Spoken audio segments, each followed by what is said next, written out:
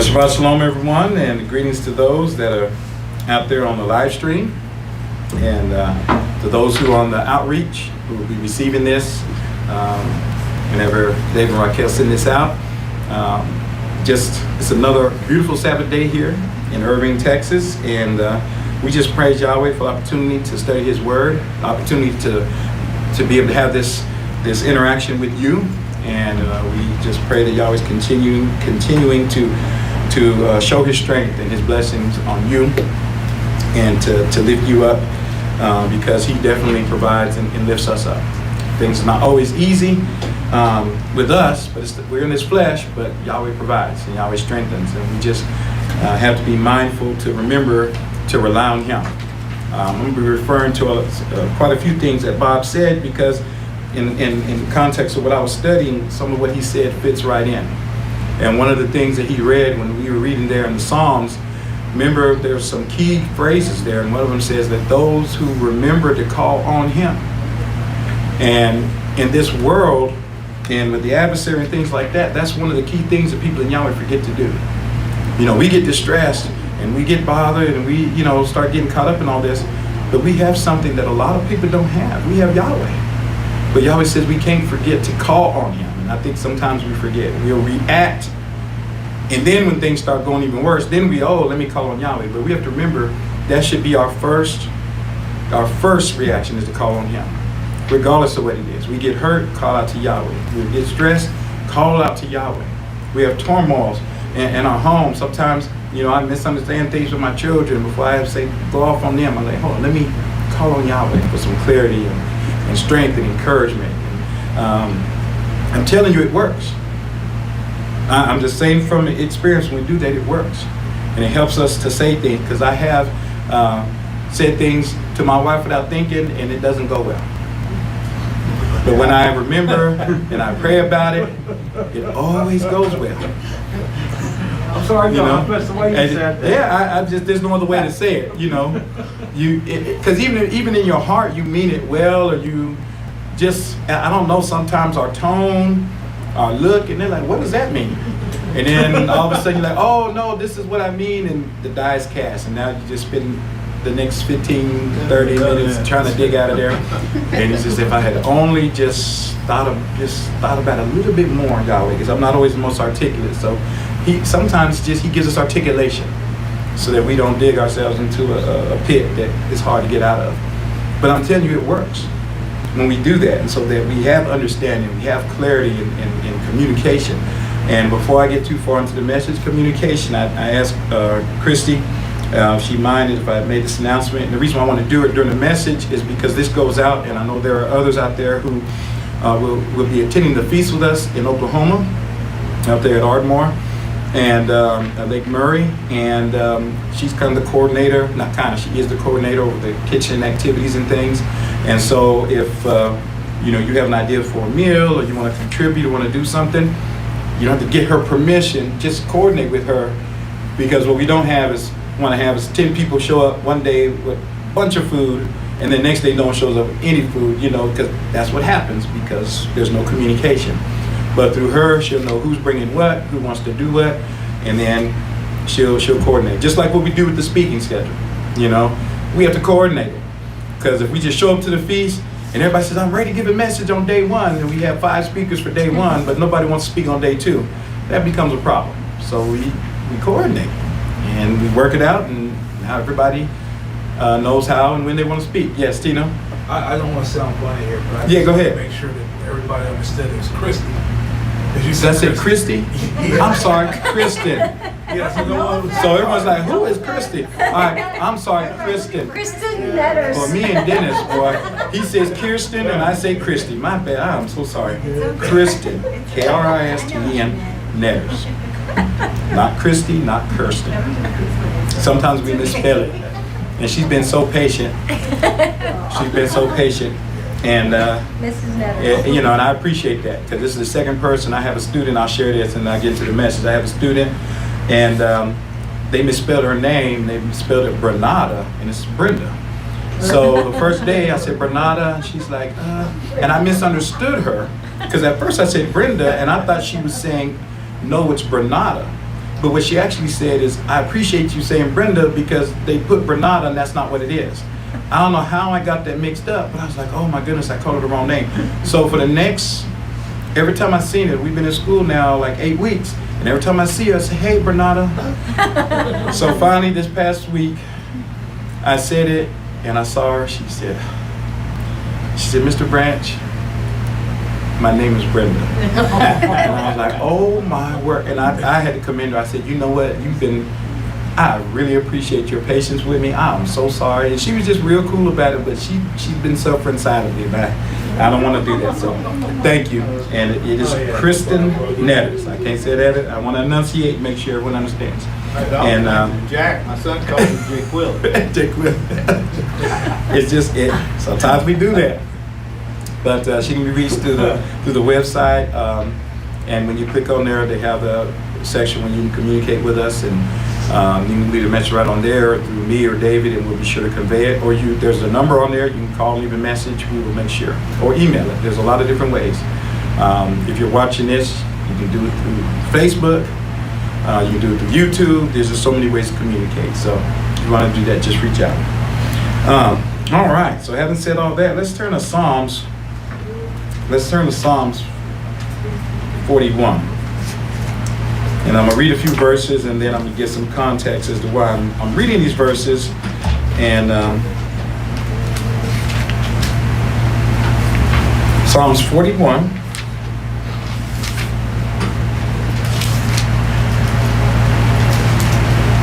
And let's just start in verse 1. Psalms 41, it's not a long Psalms here, but I want to read for context. Psalms 41, starting in verse 1. And it says, blessed is he who acts wisely towards the poor. Yahweh will deliver him in the days of evil. Yahweh will watch over him and keep him alive. He shall be blessed on the earth, and you will not deliver him to the soul of his enemies. Yahweh will uphold him on the couch of sickness. You change all his bed in his sickness. I said, O Yahweh, be gracious to me. Heal my soul, for I have sinned against you. My enemies speak evil of me, saying, when will he die and his name perish? And when he comes to see us, he speaks vanity. His heart gathers iniquity to itself. He goes outside and speaks. All those hating me whisper against me. They plot evil against me, saying the thing of ruin is poured out on him. And he who lies down shall not rise again. Even a man of my peace, I trusted in him, eating of my bread. This one has lifted up his heel against me. But you, O Yahweh, give me your mercy, and raise me up, and I will repay them. By this I know that you delight in me, because my enemy does not exult over me. And I, in my integrity, you uphold me. You set your face before me forever. Blessed be Yahweh, sovereign of Israel, even from everlasting to everlasting. And while we're here, let's go over to Psalms 55. Psalms 55.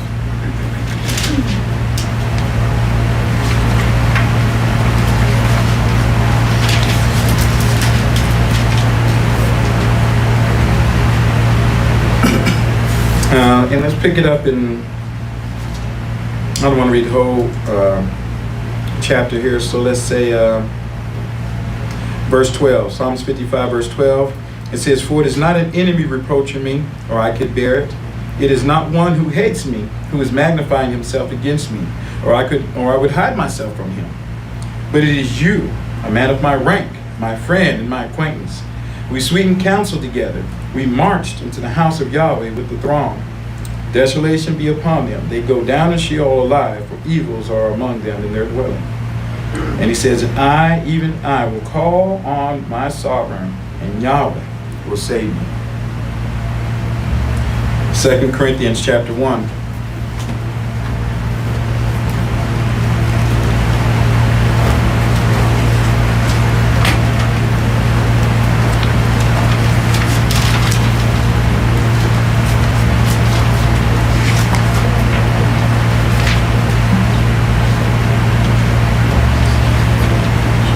Second Corinthians chapter 1, and he's greeting, of course, the brethren there. And in verse 3, he says, esteem or grace to you and peace from Yahweh our Father and Master Yahshua Messiah.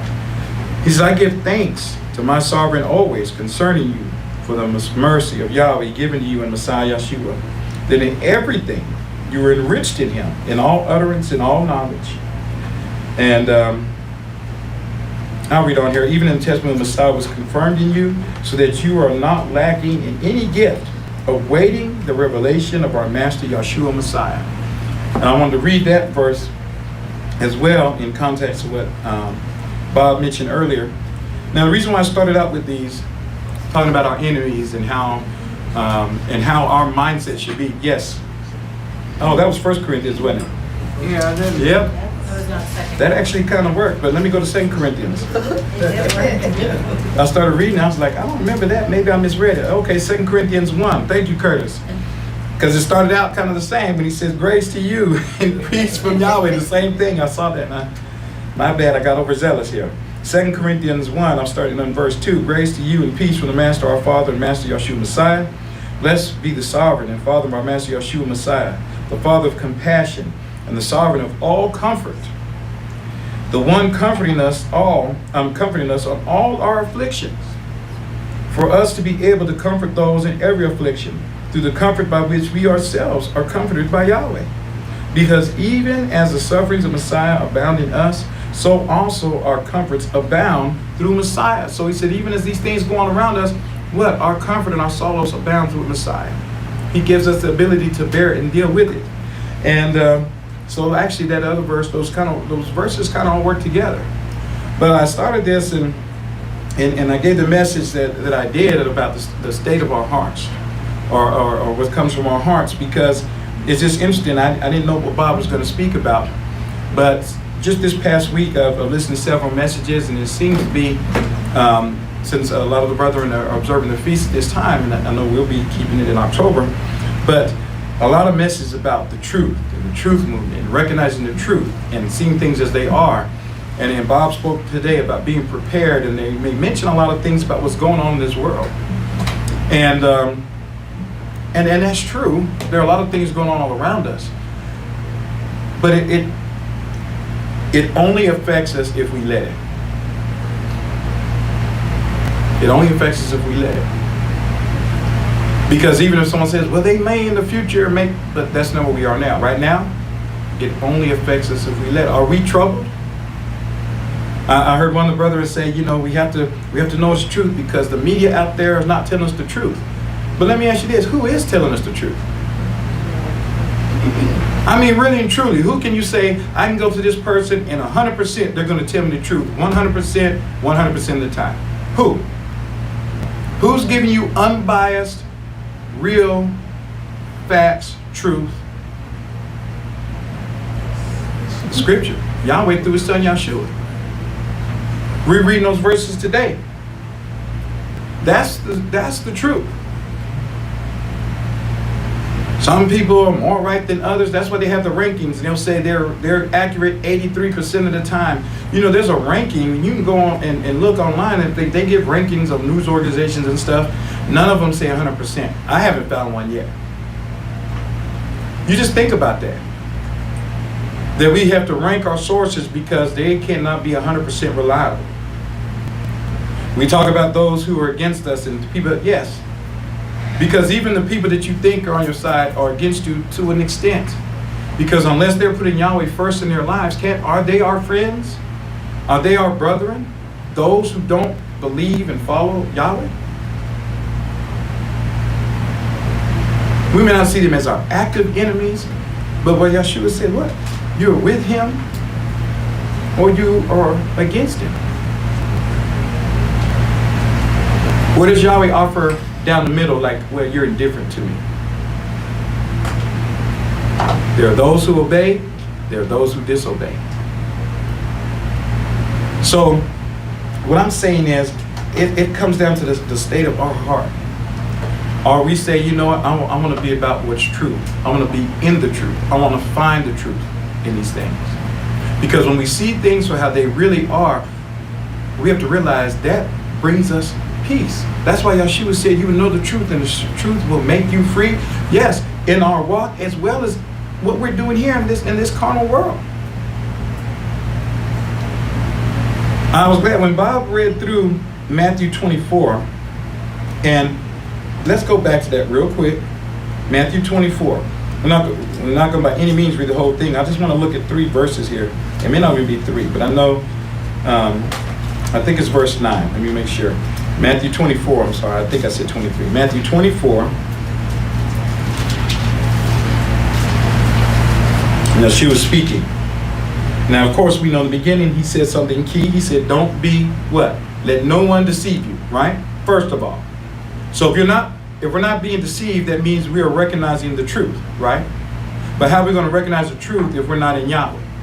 We have no lens. We have no filter by which to vet out the lies. And so we come down here to verse 9, because he just said all this at the beginning of sorrows. Verse 9, he says, then they will deliver you up to affliction and will kill you, and you will be hated by all nations. Why? Because of my name, for my name's sake. Does he say because of the car you drive, the house you own, the medication you take, the shot you do or do not take, the doctors you believe or don't believe, because of the election? Those are outside things, and yes, we can be aware of them. It's like, well, that's bad, and we can talk about those things. But the reason why I mention it, because there are messages now, these people, brethren, are giving messages at the feast that are talking about the election results, and the shot and things like that. And that means it's bothering their spirit. And Bob brought up a good point. There are a lot of brethren who are really fearful about what these things could mean and the implications of what policies or whatever could come down the road and things like that. But when Yeshua said that when it's talking about persecution and things against Yahweh's people, I'm not saying these things are right, but these are things that are affecting all the world, not just Yahweh's people. Yahweh said that from those Yahweh's people, the things that can keep us out of the kingdom, the things that directly affect his people, he said these are things for what? His name's sake. This stuff going on right now has nothing to do with Yeshua. They're not invoking the name of Yeshua Messiah. They're not saying these things in the vein of what's true and what is the truth and the true walk. Because guess what? If we think it's set us apart, I'm telling you it's not. Do you know that there's witches that aren't taking a shot either? There's Satanists that aren't taking a shot either. You know why? Because a lot of witches, their whole connection is one of the big tenets in witchcraft is connection to the earth and nature. And they don't want to put things that aren't natural into their body. So a lot of them are vegan and they work out and they don't want the shot either. So if we think this is what's really going to set us apart from the world, someone that doesn't believe either one looks in, how can they tell us apart from the witch? Based on that. Or like Bob said, there are those in the cult. Guess what? There's some of them that aren't taking the shot either. The occult. In the occult, I'm sorry. Sometimes I slur my words together. I lived in Louisiana a lot of years. I start mumbling sometimes. So that's what we want to do things. What he says, we are set apart by our walk in Yahweh. And please don't confuse what I'm saying. This is not about, oh, you need to do this or make a decision. What I'm saying is the things that we need to focus on. Remember, we're trying to get into the kingdom. And I don't want to be brethren to be stressed out. When Bob read those verses, he read the verse. Let not your heart be troubled. He just said that. Don't be disturbed. These things have to happen. Yeshua says that. He read it.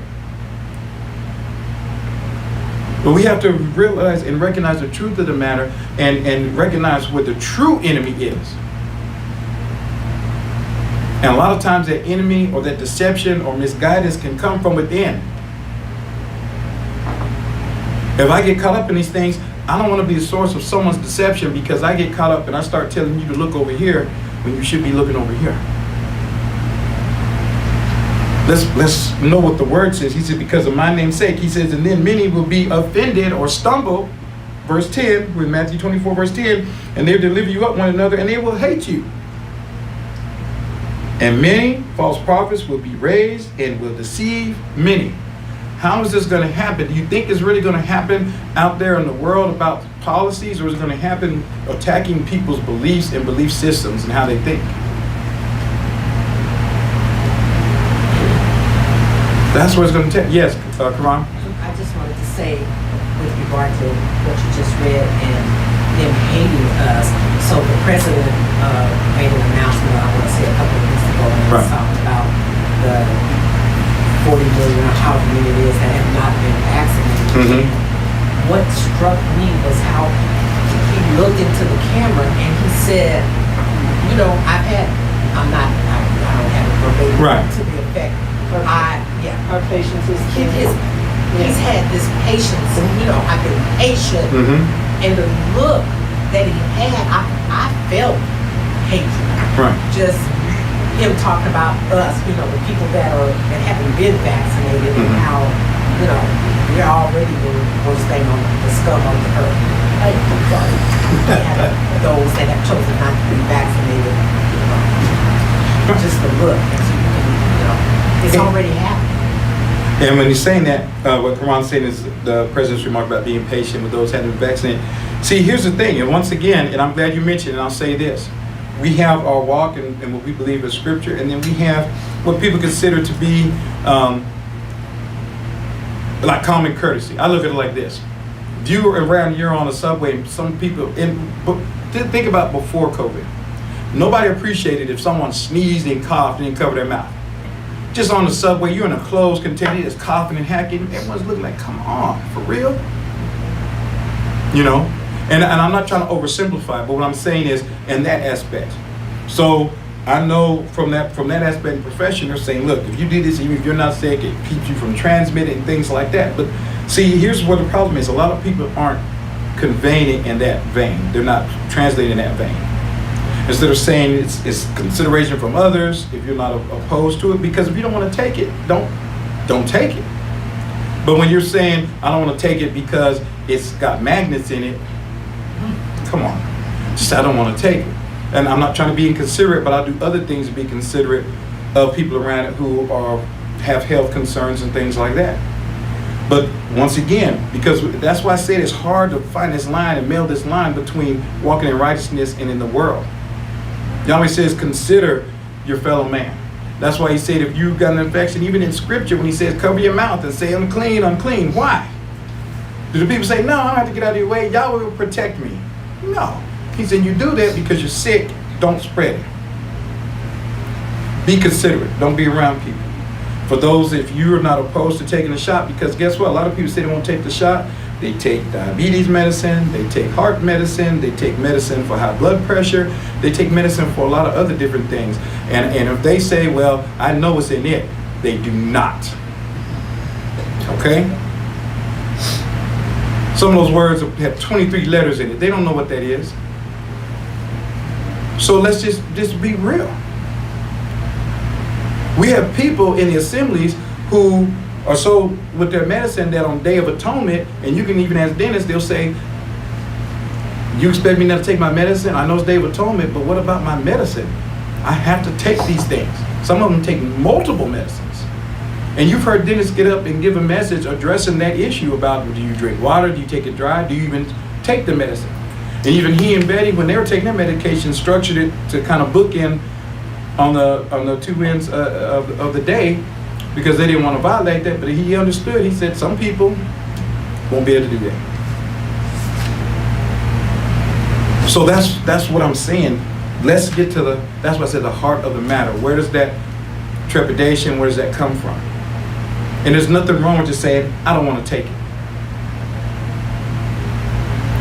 But at the same time, for those that have, who are in the faith, we don't want to make it feel like you said, the way it came across, like you're a bad guy, you're a bad person for not taking it. We don't want to do that for you're a terrible person for taking it. Because that's how some feel. I talk to brethren on the phone and other places, and they don't want to tell people that they go to services with that they took a shot.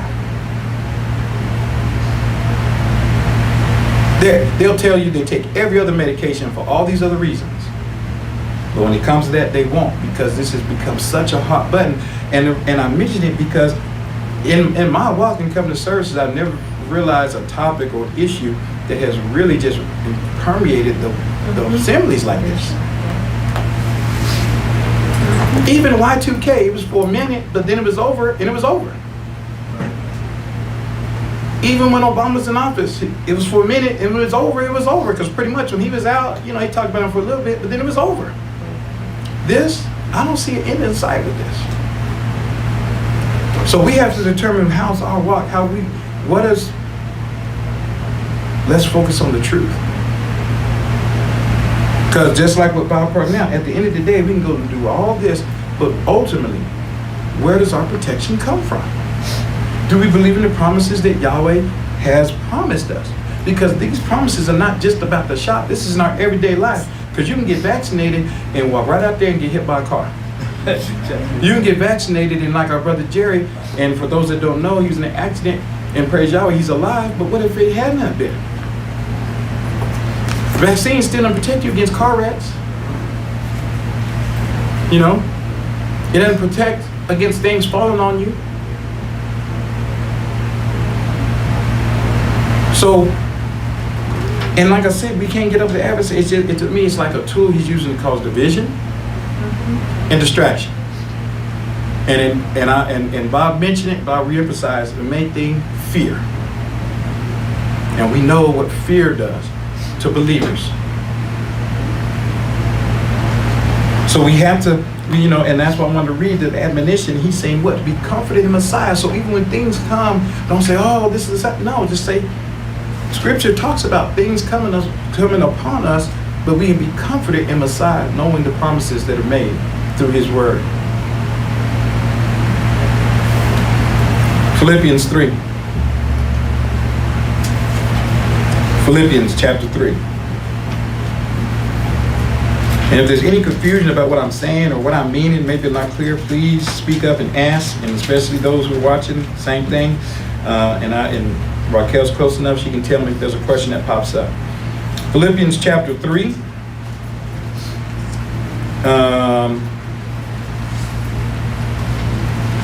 Let's start in verse 10.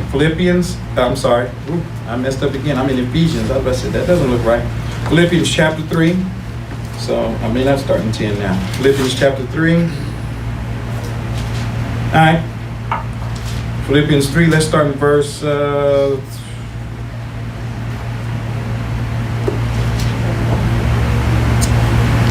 we may start in verse 10. 3 verse 10.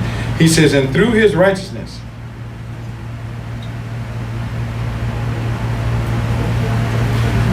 Philippians 3. Verse 10? Yeah, I guess I should have done this earlier. Let's start in verse 7.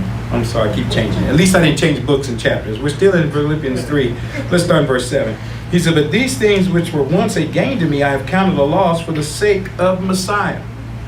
But, no, rather I also count all things to be lost because of the excellency of the knowledge of Messiah Yahshua, my Master, for whose sake I have suffered the loss of all things and count them to be trash, that I might gain the Messiah. Look at his mindset. His goal is, as long as I have Messiah, I got everything I need. I have lost nothing because I have Yahshua Messiah. And he says, verse 9, and be found in Him, not having my own righteousness of law, but through the faith of Messiah, having the righteousness of Yahweh on faith.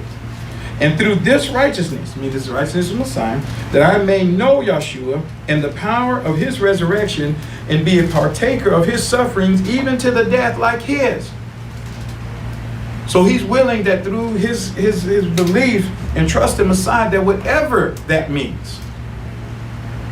So that takes away fear, because what's the biggest thing that people are afraid of? Dying. Physical death. But if that is taken away and you have no fear of even that, man and the adversary have nothing else to threaten you with. Verse 11, if somehow I may attain to the resurrection from the dead, because we know that's a promise. That's why Abraham in Hebrews 11 said that he knew that Yahweh could resurrect his son from the dead. Even he understood this principle.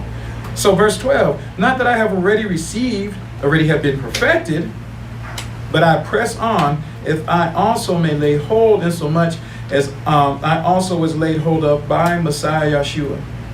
Brothers, I do not count myself to have reached the goal, but one thing I do, forgetting the things behind. And this is the key. Those things behind us. We move on, we grow. We're not still how many of us just continue to drag on and hold on to the past, and this is what did happen, and that's what used to happen? No, we're moving on. In Messiah, we're going towards that goal. We're moving forward in Him. He said, forgetting the things behind and stretching forward to those things before, I press toward the goal to receive the prize of victory of the highest calling of Yahweh and Messiah Yeshua. That should be our mindset.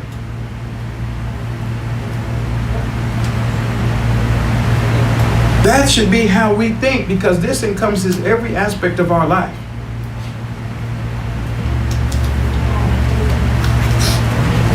Romans 12.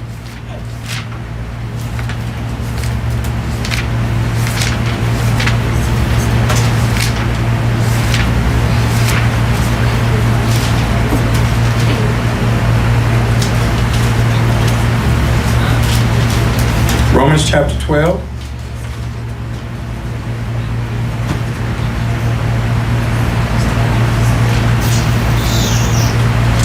Let's start in verse 9. Romans 12, verse 9. He says, let not your love be deceitful. Hate that which is evil. Hold fast to that which is good. In brotherly love to one another, loving fervently, having gone before one another in honor. In diligence, not slothful, fervent in spirit, serving the master. In hope, rejoicing. In affliction, enduring in prayer. And that hope and expectation. And then he says, what? In affliction, enduring in prayer. We may not like what's going on around us. Like Bob said, in the flesh, when we look at these things, it can become fearful. You're like, this, what is going on? And to those with no expectation, with those with no knowledge of Yahweh and Yeshua, yeah, I would be scared too, because I'm just left up to the whims of man. Even David understood it. Remember, David numbered the people and Yahweh said, okay, pick your punishment. David said, I do not want to fall in the hands of man, because they are subject to do anything. You can't trust man. He's, but you, Yahweh, you're merciful. Whatever you hand out, I know to be righteous. And so he's absolutely right. If you look at those things, it can be startling. It can be scary. And that's why that's working on the world. But that's why I'm saying these things with us. Once we understand the truth and what's really going on, that should also be another distinction. When he's saying, 1,000 will fall at your right, and 10,000 at your right, and 1,000 at your left, or vice versa. But I know those numbers were there. One or the other. That can also happen. But another thing that will distinguish us is when everybody around you is losing their mind and you're not. Hallelujah. When they can see that confidence and belief, that steadfastness, that courage, because it's not the courage that we generate, but that courage and strength that comes from Yahweh. That will set us apart. That will set us apart, like I said, in truth. Because what we don't want to do, and I'm coming back to this because it's, like I say, such a big hot topic. Just think about the arguments that we've heard about it. Instead of just saying, I don't want to take it. Some are saying, well, no, don't take it because you'll be like Daniel and them. No, Daniel and them Daniel was asked to not pray to Yahweh, and Hananiah, Azariah, and Mishael were asked to bow down to an idol. No one is asking us to bow down to an idol and serve it, or you will be killed. All right? This is just, if you want to take it, take it. Do you not realize that the government has even, when they said you can do a religious exemption? And then they took a step further because they realized that everybody's not religious, because the atheist population, they say if you have a philosophical objection, fill out the paperwork. Or if you work for the post office or the government, you don't have to take it. Some federal governments do. Some do. But if you don't want to sign it, if you don't want to, you can fill out the paperwork and don't. And yes, you're right, because they put that out. I just didn't know what branches or what agencies. But for the most part, what you're saying is true. Because at one time they said, oh, some have to. Then I think went back and changed it. So I'll look at that and see. Congress doesn't. I know the post office was one of them. Who was the other one? Congress, the post office. Okay. So once again, you have all these exceptions now. And then someone's like, well, they're making me. Who's making me? Don't work there. Find another job. Everybody can't do that. I know, but I'm saying if you're convicted, and see, once again, people in the world, you're right, they can't. Maybe they're, where they are and they have to take care of their family and all that. But if we're saying this is a belief thing, right? So I'm not talking about the world. Let's go back to Yahweh's people. To Yahweh's people, I say if that's your conviction and you're saying Yahweh told you not to do this, then that must not be the place you need to work. And since you want to throw that example of Daniel, Hananiah, Azariah, Mishael up there, guess what? They didn't vacillate. They just like, whatever happens. See, that's conviction. We can't have it both ways. They didn't say, this is an injustice. I tell you what, let's have a revote and boot this king out and change the laws. That wasn't an option. Start a protest. That wasn't an option. Either you bow down or you die. But here we have people in Yahweh like, no, we need to get out and change the laws and do all this. No. We have to act in righteousness according to what Yahweh said.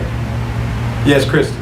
And too, after they were thrown into the furnace, then whose L was the highest? Right. So for his glory, like that could certainly. For Yahweh's magnification. Very good. Kristen pointed that out. And if you read that account, and I always mention it, the king said something that's so powerful. He said, your God, your Elohim, did something that even I couldn't do. He changed my word. Because remember, once the king said something, even they couldn't go back and change what they had said. He said they would die. And he even kind of taunted like, who's going to save you? And Yahweh showed him. So there's that acknowledgement. So that's what I'm saying. That's what we have to do. So my point that I was going to make was, so if we make that stand as Yahweh's people, if you don't want to do it, just say you don't want to do it. But when we start saying because it's, I pick one. How many reasons have there been that they say it's wrong with it? It's not FDA approved. Well, it is now. So if you say, I don't want to take it because it's not FDA approved, and then Curtis said, well, Yohance is FDA approved, you going to take it now? No. Why not? It's got magnets in it. And Curtis come back, well, Yohance, there's no magnets in it. Are you going to take the shot now? No. Why not? Well, so makes me look like a liar, right? Because I gave him a reason. He showed me that reason was false, but then I switched reasons. Just say you don't want to do it. Don't have to. You don't have to. And if you do, then do it. But don't pull Yahweh into some false argument. That's what I'm saying. That's what we don't do. Because see, we talk about religions, we have stood up and we've talked about the Jews because that's what they do. They pull Yahweh in an argument. The 613 commandments. Yahweh didn't give 613 commandments. And the first thing we'll say, well, show me where Yahweh did that. We get on other people when Christianity, it's Jesus' birthday. No, it's not. Well, we just chose the birthday. Well, show me where he said you can just choose a day, his birth at that, and then celebrate it. We're good at that. Show me where scripture says that. But then we want to pull Yahweh into an argument and make him part of something that he's not part of, that he didn't speak about. We can make decisions and do things in conviction. There's nothing wrong with that. We have bigger issues. We have to know what's true and recognize it, because if we don't, then other things, and that's what was so important what Bob read in Matthew 24 and all those other places, when in 2 Thessalonians, he says, because they lost the love of the truth. Why did they lose the love of the truth? A lot of us lose it because we're so busy trusting what other people say that we don't know how to recognize and find it for ourselves. So Yahweh says, you want a leader? Once again, we point to Israel and talk about them. Why didn't they just let Yahweh be their king? He was such a great king. And he said, no, they want a king, I'm going to give it to them. Now I'm telling you right now, we want a leader. We want someone to tell us what's right and what's true all the time. We'll get it. We will get it. And then we're going to fall into what Bob just read in 2 Thessalonians and what he just read in Matthew 24. And then we're going to be one of those one around with, what's going on? But Yahweh, didn't we do this in your name? Yep. Yeah, I don't know who you are.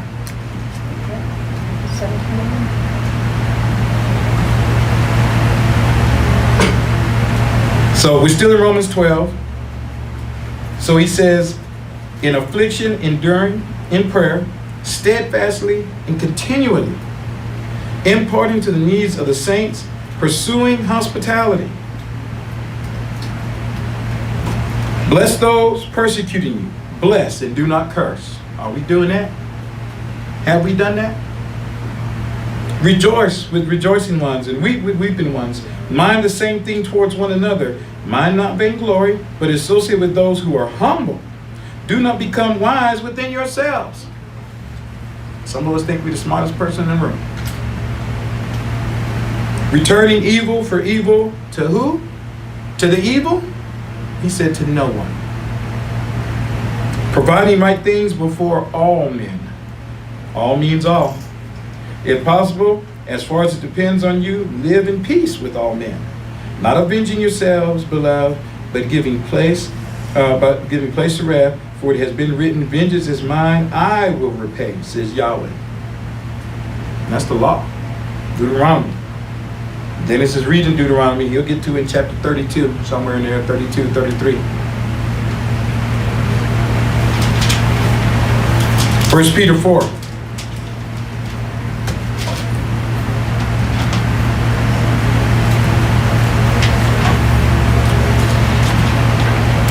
First Peter. Let's go to 2 first.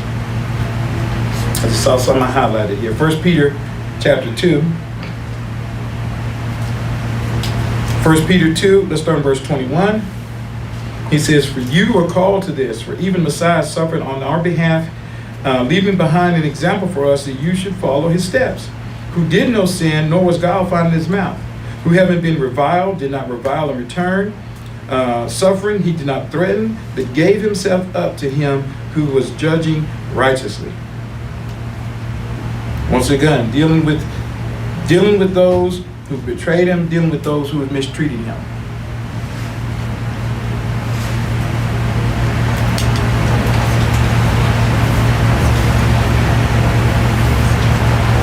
And since we're here, let's go to chapter 4.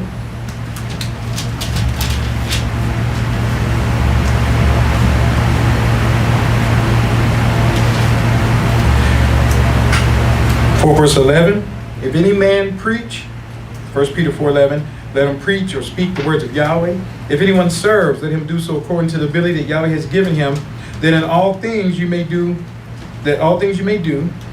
so that Yahweh may be glorified through Yeshua Messiah, to whom belongs honor and esteem forever and ever. Beloved, do not be astonished at the fiery trials among you for your testing, as if it were a surprise occurring to you, but rejoice that you participate in the sufferings of Messiah, so that you may also rejoice and exult at the revelation of his esteem.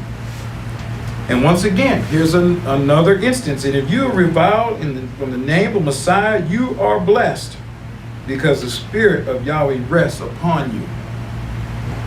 So if you're saying that we're facing things and all, if it really is, he said it'd be in his name. If we're suffering for our actions, that's one thing. You're not suffering Messiah. We're suffering for things that we did. But true persecution, the things that the assemblies are scared of, he said it would be for his name's sake. Some of the things we look at what's going on all the rest of the world, and we take on that burden like it's ours. And that's not the truth of the matter. That's just the world doing what the world does. They said those who suffer it be for his name's sake. We are called to act in the truth. Let's go to Galatians 6.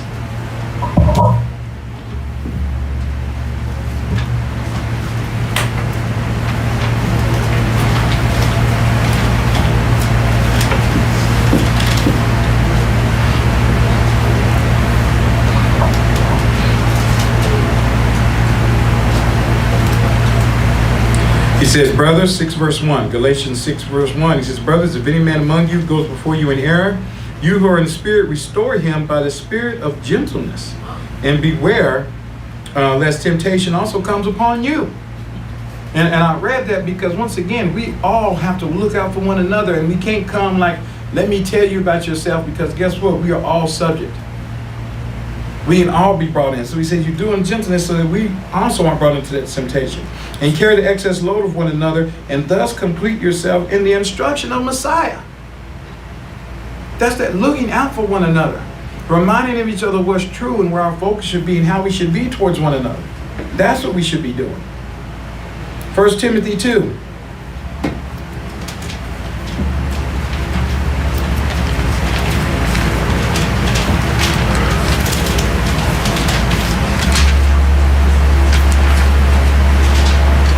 First Timothy 2.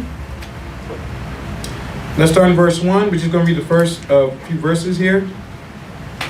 And he says, first of all, then I exhort that all petitions and prayers and supplications and thanksgiving be made to Yahweh on behalf of all men, for kings and for all the ones being in high position, that we may lead a tranquil and quiet existence in all purity and holiness, or apartness.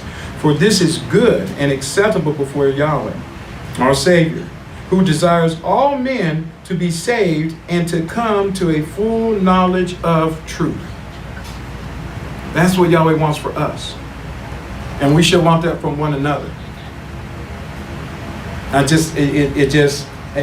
saddens me when too many of our brethren get pulled into things that turn out to be lies, turn out to be wrong. There's a lot of knowledgeable people, not only in this room, but out there that are watching this, or people that we associate with and come in contact with.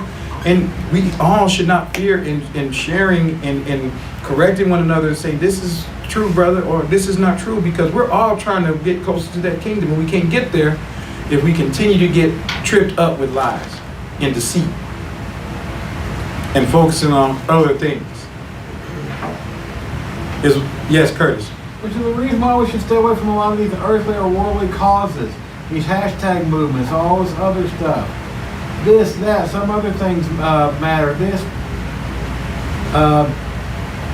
defund this, that, or some other guys. A lot of these are actually based, they're not entirely truthful about the who and what they're all about. Right. And is it about Yahweh? And it's nothing. You know, once again, did it fund the police? When I first read about it, I understood what it was, but then it became corrupted. I feel it's like gunpowder. You know, the Asians invented it for fireworks. And people realize, hey, I can launch a projectile with this. I need it. It can help me be a better hunter, and I don't have to get close to the animal, you know, because elks are dangerous. They can kill you. I can shoot them, 100 yards that way. And then they're like, oh, now we're not going to hunt with it. I can also kill my enemy with it.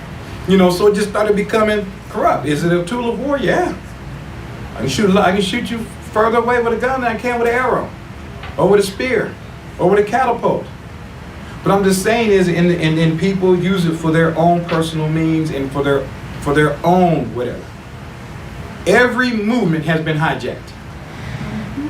Every movement has been hijacked. And what I don't like when the people of Yahweh get involved in it is when they refuse to understand that it's been hijacked on both sides. Mm-hmm. You mentioned Lives Matter. Black Lives Matter, I understood what they started. And when people like, look at these people, if it's about Black lives, why are they burning down stores and blah, blah, blah. And some of the people are saying, that's not us. But opposition was saying, well, if it's not you, then you should root them out, you should do this, and all this stuff what you should do, and pretty much, I don't believe you.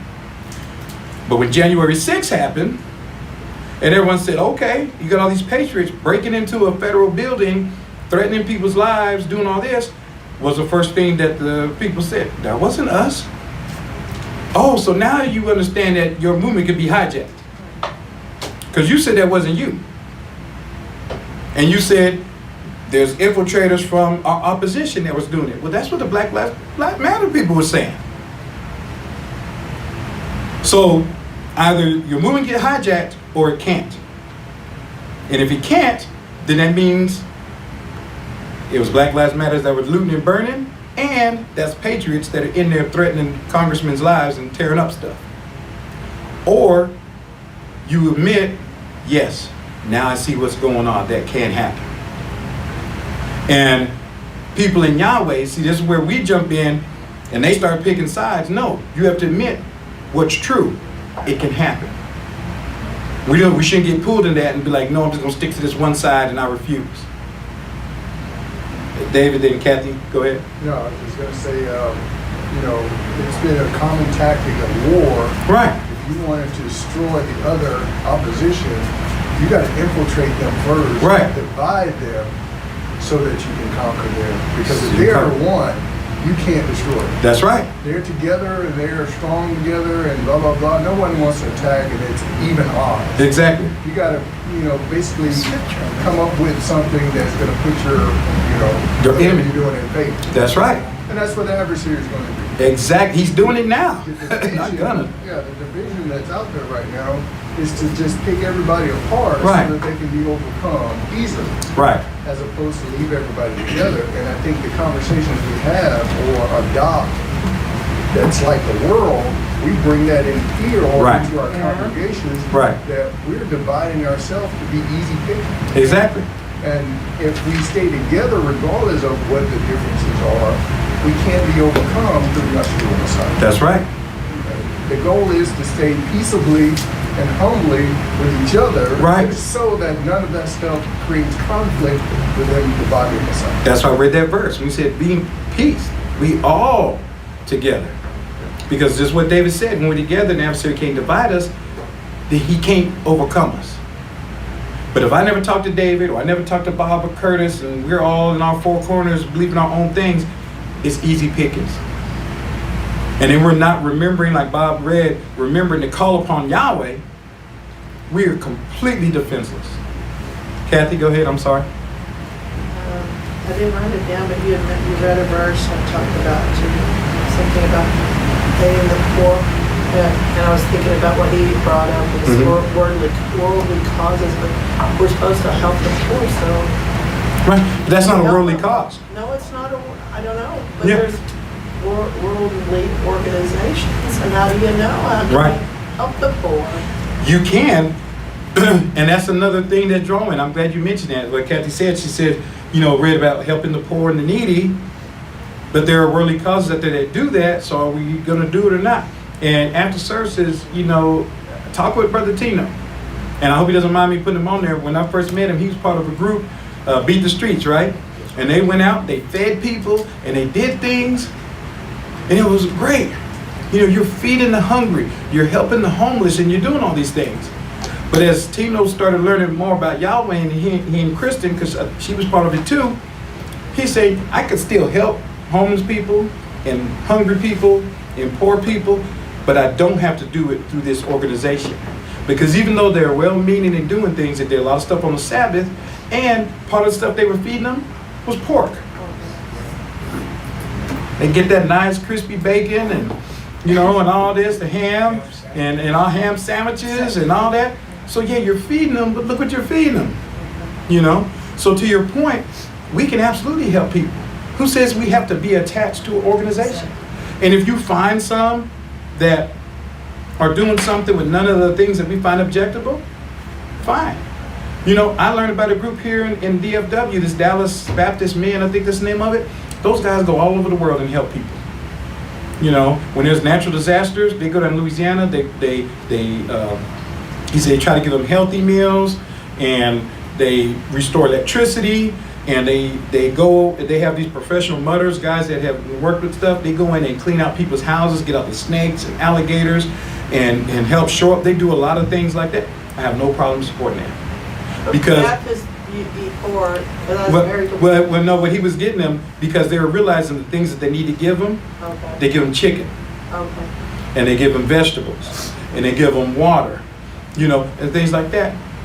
I have no problem with that. And it's not just the food. Like I said, because you can say, I want my money to go here. So if you see someone you don't like, just say, no, I want my money to go over here for these guys that are restoring the houses, or helping to restore electricity, or give people fuel or clothes. And he says, yeah, of course, they're Baptists. They want to share their Baptist belief. But if someone says, I just need help, he said, fine, we just give them help. They don't make that a requirement, like you must listen to this sermon in order to receive our services. So there's certain places that you can find that do that. But to your point, you don't have to join a group. It's not an all or nothing scenario. We can still do those things. Absolutely. So, and Curtis, thank you for mentioning that, because once again, there's a lot of brethren that make comments, but they never relent, and we're to practice righteousness. There's no innocence in this thing. There's people doing wrong in the world. Once again, we're still dealing with the world. They're not the body of Messiah. There's some well-intentioned people, and when they do well, fine, commend them if you want to. But when they mess up, we have to be willing to admit that.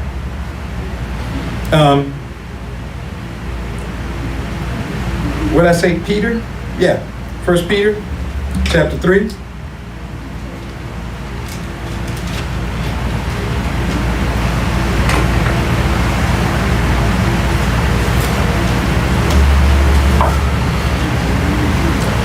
And this will be the last verse I read here.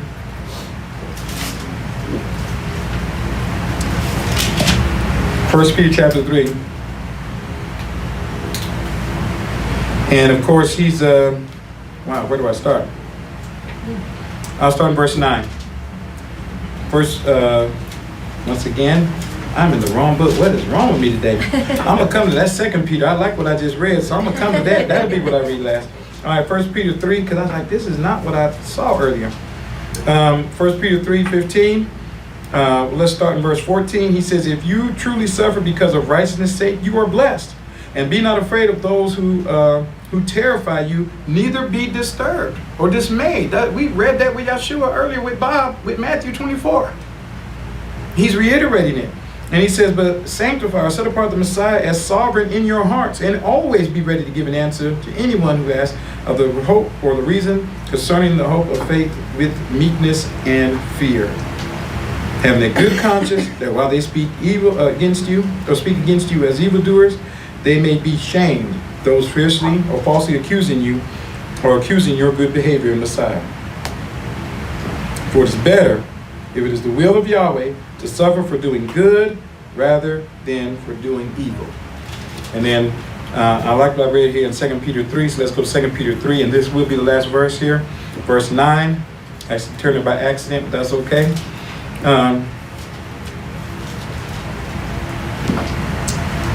Verse 9. Yahweh is not negligent concerning his promise. This is 2 Peter 3:9. As some count negligence, but is patient towards us, not wishing that any perish, but that all come to repentance. That's come to change from unrighteousness to righteousness, to change from lies to the truth. But the day of Yahweh will be as a thief in the night, in which the heavens will pass away with rushing and sound, and the elements shall separate as they burn, and the earth and the works in it will be burned up. Now, since all these being are about to be dissolved, what sort of person ought you to be in the set apart behavior and righteousness, looking for and longing for the day of Yahweh, through which the heavens, having been set on fire, will be dissolved, and burning the elements will melt. But according to his promises, we look for new heavens and new earth, in which righteousness dwells. That's what we're looking for. Because of this, beloved, looking for these things, be diligent, spotless, and without blemish, that you may be found by him in peace. Are we in peace? We should be. Like I say, we have something greater that we're looking forward to.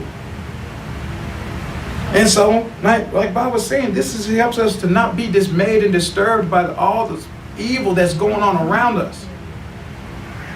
Okay? Verse 15, and considering the long suffering of Yahweh to be our redemption, as also our beloved Paul wrote to you according to the wisdom given to him, as also in all his epistles, speaking to them concerning these things, in which some things are hard to understand, which those that are ignorant and unstable pervert their meaning, as also they do the rest of the scriptures to their own destruction. And we see that.